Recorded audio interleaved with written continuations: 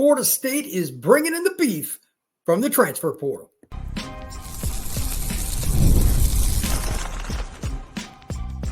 You are Locked On Seminoles, your daily podcast on the Florida State Seminoles. Part of the Locked On Podcast Network, your team every day. Welcome back into Locked On Seminoles. I am your host, Brian Smith, longtime recruiting analyst and college football writer. Thank you for making this your first listen each and every day. I truly appreciate you stopping in to talk some Noles with me. Today's show is brought to you by FanDuel. Right now, new customers can place a $5 bet and get $150 in bonus bets if they win that first $5 bet. Just visit FanDuel.com to get started. Today's show is about the beef. It is about the transfer portal and something I'm going to get to a little later in the show that is fascinating to me. I'm hoping to learn more today and tomorrow. Mike Norvell is donating to Florida State, not the other way around. And we're talking about the M word, millions. We're also going to talk about a key receiver and some skill guys that are coming in for visits for Florida State. But first, and the primary point of this podcast, where's the beef? Florida State's bringing it in. Now it is a matter of closing and getting players set up to be the next offensive lineman and hopefully a defensive lineman or two as well. So once again, thank you for making Locked On Seminoles your first listen each and every day. But one thing that I know everybody has asked me over and over again in the YouTube page comment section, which players are the Noles going to get up front? Valid question. And I said, you got to let the visits take place. Herb Hammond's just hired. He's got to sit down and meet with the guys. It's just a matter of patience, which I know nobody has much of. I get it. But they're starting to have kids come in. And I actually have a prediction on a player here in a second. But 4 or 5 guys will visit. And then I wouldn't be surprised if you see 2 or 3 more, depending on how the visits go this week. There'll be 1 or 2 that happen probably that nobody knows about, et cetera. The portal is weirdly different than recruiting. Like you hear some that are just straight up the kids. They'll answer reporters. There'll be direct information and all that, but there'll be a few that are not. So I just want to prepare everybody for that. So the prediction that I have is Marcellus Marshall. I think with Herb Hand, having coached him the last few years at UCF, Herb's a good guy. I've talked about that before. I covered UCF, and Herb was one of my favorite guys on staff. Easygoing, very, very nice guy to be around, but he gets after it coaching. I mean, I've watched him coach up close, but his guys respect him. Marcellus, this is a guy that's 6'5", 300-plus pounds. He played 4 different spots for UCF over the last couple of years, if I remember correctly. He had 782 snaps this past season. Herb obviously trusted in him. The one game that Caden Kitler didn't start at center, I'm going to talk about him in a little bit, ironically, they moved Marshall to center. Center is your pivot. It is your point man. It is getting the snap to the quarterback. It is about changing cadence. It's all that stuff. So that was an important thing to me when I saw that going through Pro Football Focus. Really good player. His pass grade last year was 74, 51.5 run, 57 overall. So he's not a great run blocker.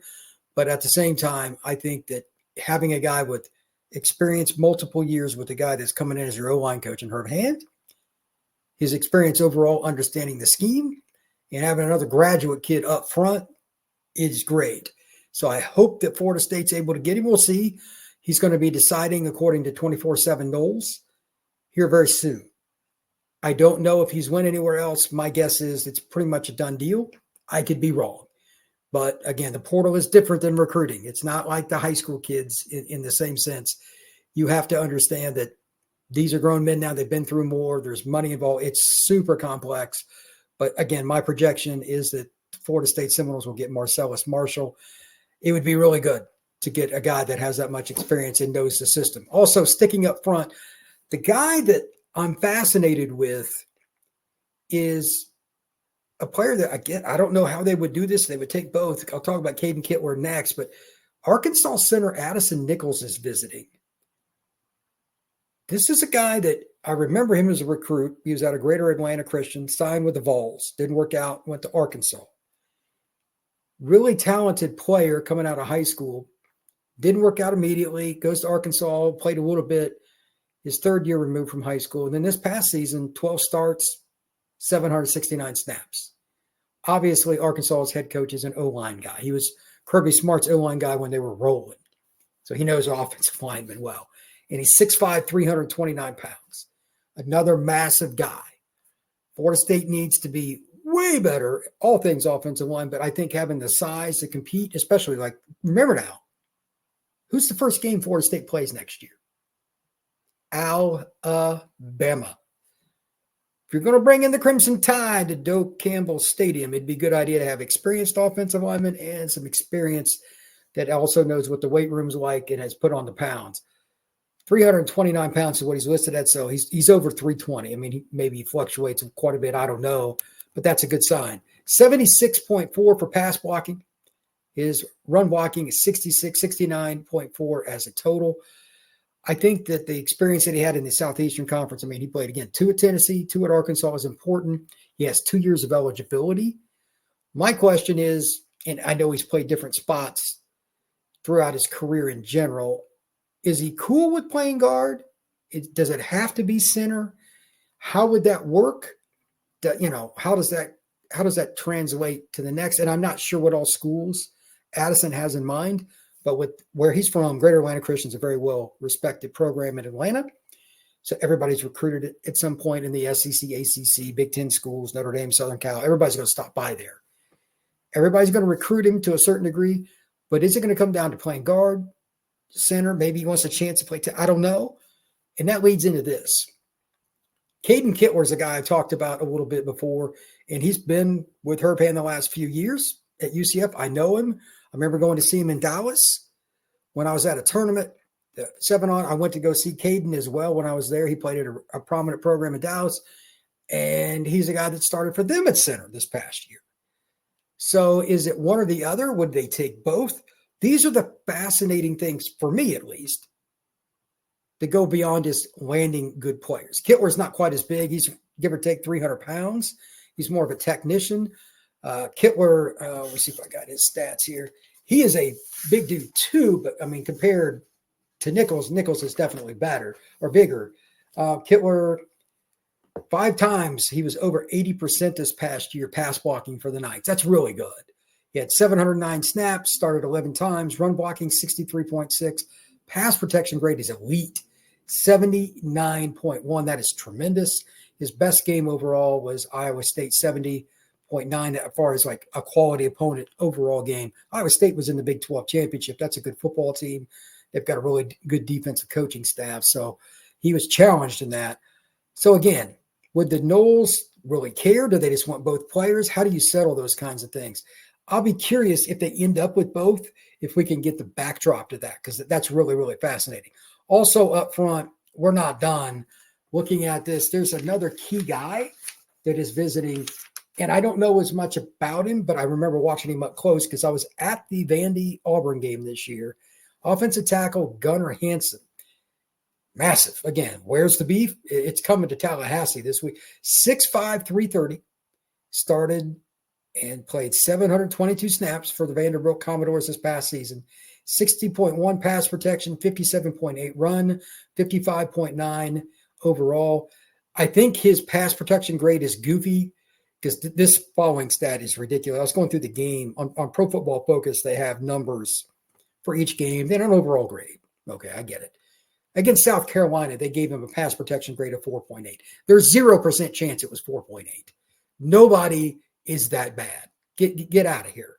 So that really kind of screwed it up. And I saw him again go against Auburn, and he was playing tackle in that game. Keldrick Falk is one of the best players in college football. He didn't have a dominant game against Vandy, and Gunnar was one of the guys blocking him. So I have a hard time believing that. I know South Carolina's pass rush is good, but I think that's a little off. But again, experience, SEC, 722 snaps, size. These are the things you want. And he's at Vanderbilt, so obviously academically inclined as well.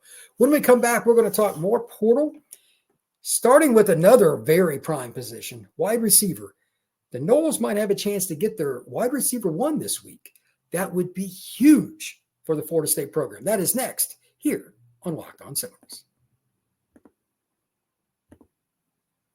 Get ready to tackle NFL action on FanDuel, America's #1 sportsbook. Right now, new customers can bet $5 and get $150 in bonus bets if you win.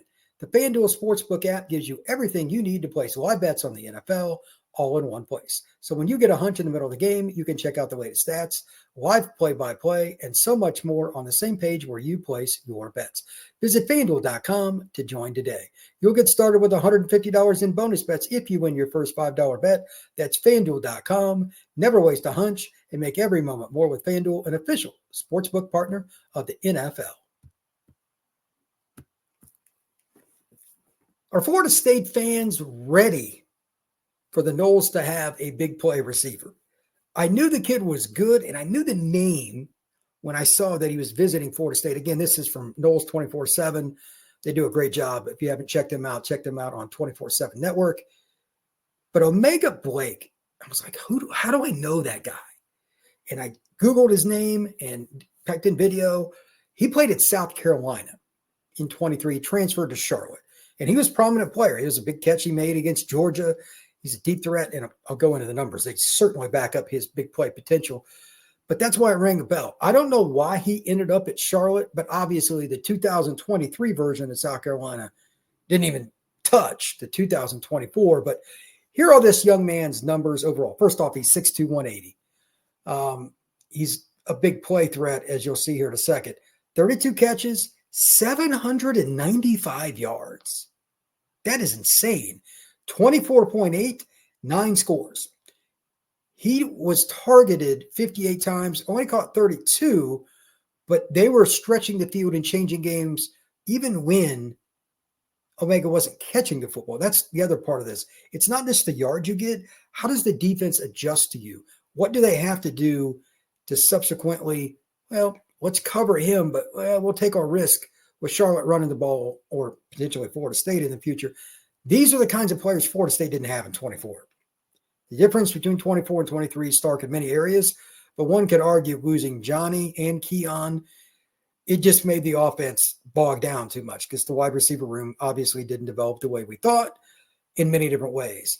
Blake is that guy. But here's the other thing. On passes, the ball actually traveled beyond 20 yards. This is one of the greatest stats I've ever seen on Pro Football Focus.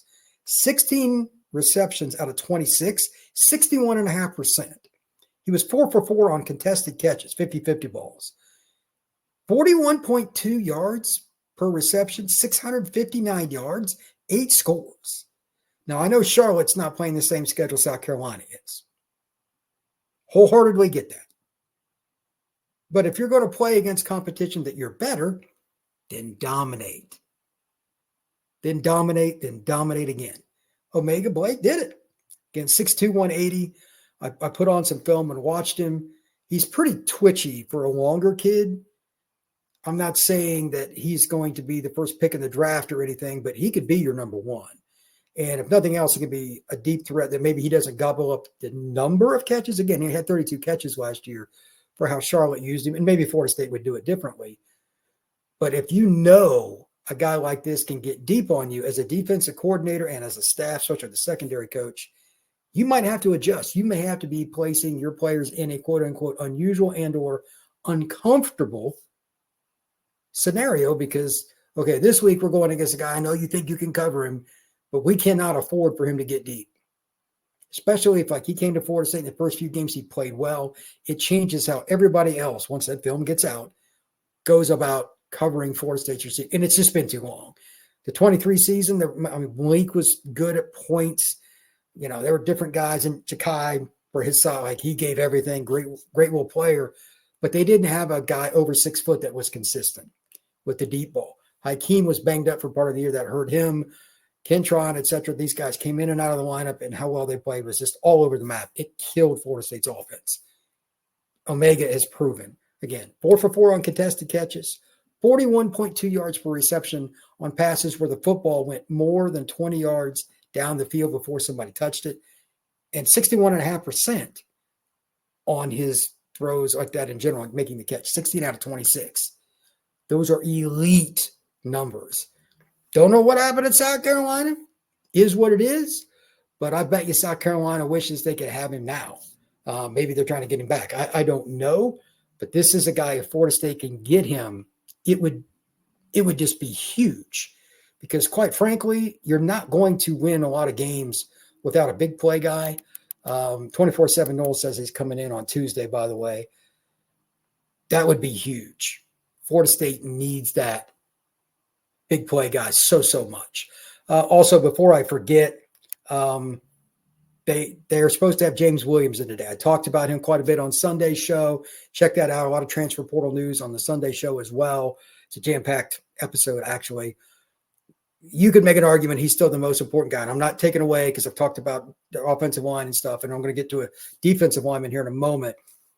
But I really wanted to be excited about this, just like everybody else when I saw it. And then I went into the numbers. I was way more excited about Omega. He is a big-time player. Also, speaking of pass catchers and just athletes, a reminder, I've talked about him a little bit. Terrance Carter is a guy that's coming in. And to be honest with you, I don't know who all's after him, but based on his numbers and multiple years of not just being good, but being like a top-notch option and really changing what a defense has to do to stop him, I think Terrance Carter from University of Louisiana Lafayette, the Raging Cajuns, is a really unique guy. Again, sometimes it just happens this way. Like his first year is Arkansas State. He transfers over to ULL. This past season, 48 catches, 691 yards, 14.4 and 4 touchdowns. This is an H-back / tight end / receiver. Remember Jaheim that played at Florida State in 23? This would be the exact same player, basically, in terms of his style, his height, weight. He's 6'2", 230-ish, give or take. 48 out of 62 targets were caught, 77.4%. That's pretty darn good. The number, though, kind of like with MegaBlake, that was wild to me on his catches, 20-plus yards, 5 out of 7, 71%. Usually tight ends, H-backs, bigger receivers, 50%, you're doing pretty good. He's over 70, 210 yards, 42 yards per catch, 2 scores. Okay. Run blocking, 63.8, pass blocking, 51.9, total 84.2. He's a receiving threat first. But I know Gus, and I know he wants a guy that can play in the hip of the tackle or the other tight end and do things. Carter's a guy that's going to be split out more. Once I saw these numbers, I didn't even go look at the snap counts per position because they break it down really well on PFF. Don't need to. With a guy like this, I'm not saying he's MegaBlake on just running by guys. I watched his film. He can run. MegaBlake can really go. But Carter's a guy that is going to be annoying you to death. Bootlegs, rollouts, checkdowns, even screens, and then just the normal routes. Somebody that's 230, linebackers don't want to see this guy. He can change your offense, kind of like Jaheim did. Now, remember, when Jaheim was at Florida State, you had Johnny and you had Keon. Okay, so he's your number 3. I get it. If Terrance came to Florida State, even if they got MegaBlake or somebody else, it would not shock me if he led the team in catches and had like 54 catches. Gus's offense uses 12 personnel a lot. What is 12 personnel? 1 running back, 2 tight ends / H-back. But he's like a receiver, and he can help you block out on the perimeter. He's 230. There are a lot of reasons to think he would be one of the highest numbered guys in terms of snaps from the offensive skill guys if he came to Florida State. He's a perfect fit for Florida State's offense. Also, just to make sure that this isn't just about the beef on the offensive side. One of the guys that may end up at Florida State, he already came by. It's somebody that Gus knows, somebody I know when I covered UCF. Great guy, size, Lee Hunter. I thought it was funny. I looked up to see what they listed him at. Lee's a defensive tackle, can play nose guard or 3-tech. He's listed at 6'4", 320. Now, unless Lee has changed his body, 320 is new. I bet he's 335. That's my guess, but he's always listed at 320. Big dude. He's from Mobile, originally signed with Auburn. Super personality, easygoing guy. But like you shake his hand, you're like, holy moly. Massive human being. If you do not double team guys like this, you just cannot have 330 hitting your quarterback. Lee's pretty athletic, but he's more of a downhill guy. He wants to put 2 hands on you and move you against your will and put your butt on the ground in front of the quarterback. That's Lee Hunter. Now, he's got pass rush moves. He's an experienced guy. He's been in college football since 2021. He's going to be a 5th-year player. wherever he goes. But again, he came by Florida State on Sunday per 24/7 Noles. That's a good sign. And he probably is going to come back later this week. He's a Mobile guy, so he's an I-10 guy. He's been through Tallahassee a million times in his life. I'd imagine Florida State's in a pretty good spot here. If you can add Hunter to the other guys they got up front, you'd be in a pretty darn good spot. Florida State, I don't know what the NIL situation is for Lee. I have no idea, but they would be getting a guy that could run 3-man line or 4-man line. It wouldn't matter. Lee's a team player, and it would be great to see Tony White's defense have a guy like this to help some of the younger guys along, like Dennis White, just is one example of a guy that redshirted this year. Having him there, and he could be a guy that rotates. He had a ton of reps last year too. He had 569. That is a lot for an interior defense. I mean, that is a lot. 450 is a lot. He's over 550. So, and by the way, I can't remember if Gus told me this personally, if it was in a press conference, but when they got him to transfer to UCF, Gus had mentioned that he had been recruiting Lee since 9th grade. He went to Blount or one of the other prominent, I think it was Blount, prominent programs in Mobile. Every school in the country recruited him, big time recruit. And I think he's going to have a big influence. We'll see. Lee Hunter really likes Gus, and that's a part of it. I know he's going to play on the other side of the ball, but having familiarity at Florida State is only going to help him. Next up, we're going to talk about the contract and the donation of one Mike Norvell to Florida State.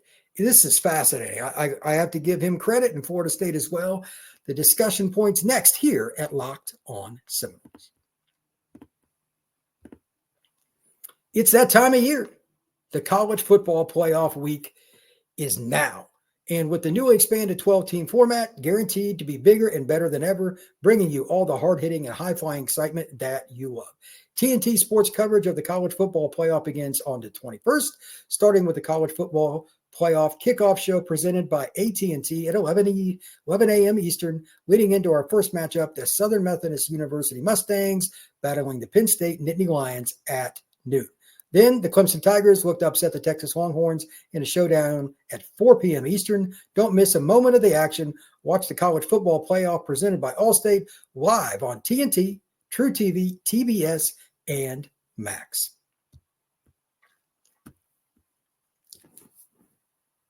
Credit to Mike Norvell and all the people at Florida State for figuring this out. I'm guessing this is part of the reason that he's still around, but you got to give him credit for doing this. I don't know who initiated it or whatever, but obviously his buyout was enormous. But Mike Norvell is donating $4.5 million. And I do not know all the particulars here, but this is wild. It's called for Vision of Excellence. Now, from my understanding, and I know there's a lot of goofiness with how the NCAA works, Lord only knows that most of you are well aware of that too. But for instance, over at LSU, and credit to Brian Kelly for this, for every dollar that's donated to their NIL fund for players, he's going to match it. However, coaches can't just donate into NIL. They've got to give it in other ways. Kelly's giving it to something at LSU. It's a similar deal to Florida State, and they're going to put it into facilities, but it's still going to help football. I guess that's the same deal that what Norvell's doing, but $4.5 million, that's a chunk of change. You can do a lot of different things that are good, help salaries, help build more, space for academic, whatever it is. That's cool. He's restructured the contract. Again, I don't know the particulars. I assume the Tallahassee Democrat, USA Today, some of those newspapers, Hardwire, will go into that more after that comes out. If it does, I'll be glad to read it. But again, this is fascinating.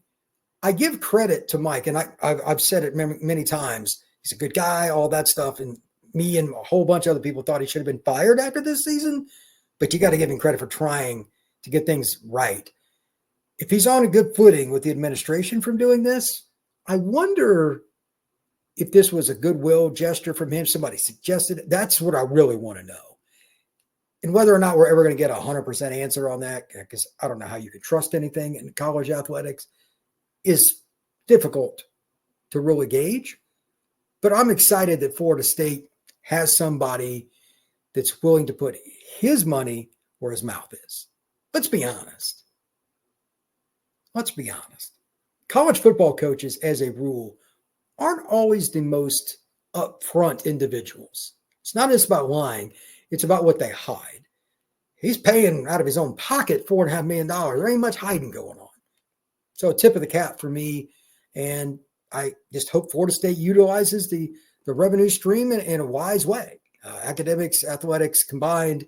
Maybe there's another building that gets renovated, more money for staff, insurance, whatever it is. That's really cool. The last point on today's show.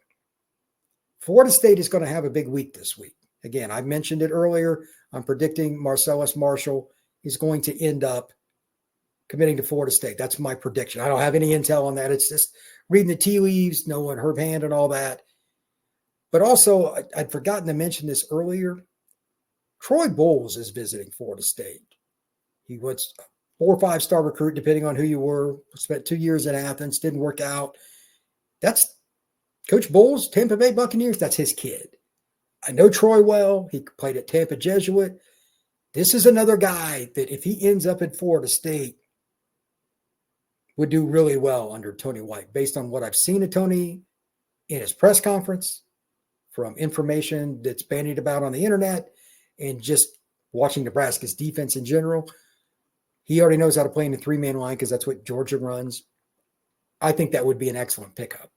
Troy's a great guy, uber intelligent, very nice young man, but he will thump you. He played free safety for Jesuit because he was so smart and so athletic, even at 220 or whatever it was in high school. He's playing free safety. Georgia's just floated a linebacker. So it is what it is, but that would be a very, very good get. When we come back on Tuesday, I would not be surprised if there was a commitment. I would not be surprised if there were multiple. Remember, today and tomorrow there are visits. There are going to be visits every day this week. I'm not going to know all of them. I highly doubt that even Florida State's necessarily going to know everything that's going to happen more than 5 hours in advance, because these guys are driving around, flying around. Things can happen quickly. So if a commitment breaks, I'll do my best to get to it. But again, my biggest prediction, I think I really like Marcellus Marshall. Maybe I'm proven wrong. I'm just kind of reading the tea leaves here. But this is the Where's the Beef podcast for today. And I think that's going to continue into next week too. I expect a few more offensive linemen to be visiting. Florida State needs at least 4. That's like a way low number anymore for me. I think they need 5 or more from the portal. This week and next week are huge for Florida State football. So keep it locked in right here to Locked On Seminoles. We're going to be back tomorrow with more portal news and maybe even a little recruiting news. I hope to have some of that as well. Make sure you hit that like button, that notification bell, and if you have not already, subscribe to this podcast. I truly appreciate it. I'd also love for you to share it so I can get in front of more Florida State fans and share all the information. And everybody have a good one. I will talk to you again on Tuesday.